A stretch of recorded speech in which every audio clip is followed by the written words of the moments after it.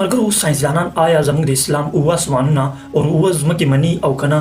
راځئ چې لږ ریسرچ وکړو.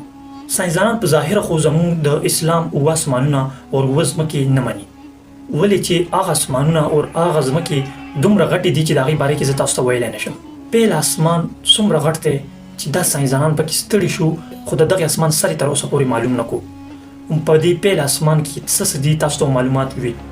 دا لمر چې دا دومره غټ شي چې په دې کې 14 لکه ځمکې راځي، دا جوپیټر چې دا دومره غټ دی چې په دې کې 1420 ځمکې رافټ کېږي، همدغه شان دا دومره غټې غټې سیارې دي، صرف دا زموږ په دې سولر سیسټم کې دي.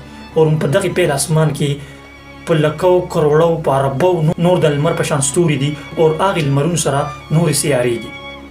بیا دا ملکي وې ګلکسي ده، د شیدو لار ده، او د دغې ملکي وې ګلکسۍ په شانتې په اربو کربو نورې ګلکسیانې هم شته، صرف او صرف په دې پیل اسمان کې.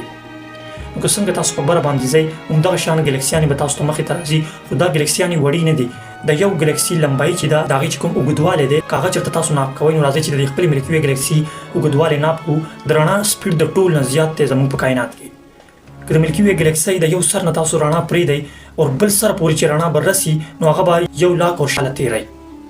1,00,000 لایټ ایر باندې خوره ده زموږ د ملکي وې ګلکسي. د لایټ سپیډ دومره دی چې په یو سیکنډ کې زموږ د ځمکې نه 9.5 پیرې تاویدی شي، یعنې لایټ دومره تیز سپیډ لري. نو تاسو سوچ وکړئ چې 1,00,000 کاله چېرته رڼا سفر کوي نو زموږ د ملکي وې ګلکسي اوږدوالی به ختم شي. او همدغه شان ګلکسیانې څومره ډېرې دي ما درته وویل، خو دا هر څه صرف په پیل اسمان کې دي. نو که څنګه تاسو په بره ځئ نو بیا دا راغلی یو یونیورس. دې ټول هر څه ته یو یونیورس وایي، او دا ټول یونیورس څومره غټ دی چې د دې باره کې یو انسان سوچ هم نشي کولی. دا چې ما درته بیان کړو داسې یو نظریه ده، یو سوچ دی. نو اسلامي چې کوم ساينسدانان دي، مسلمانان چې کوم ساينسدانان دي، هغوی دا وایي چې دا پیل اسمان کیدی شي. او همدغه شان دا خو د صرف یو کائنات شو، دې ته یونیورس وایي، دا صرف یو یونیورس شو.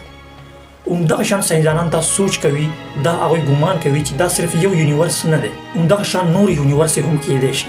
اسلامي چې کوم ساينسدانان دي هغوی دا وایي چې کوم هغه نور یونیورس دي چې کوم ته موږ ملټیورس وایو، هغه چې کوم دي هغه نور اسمانونه دي او دا پیل اسمان دی.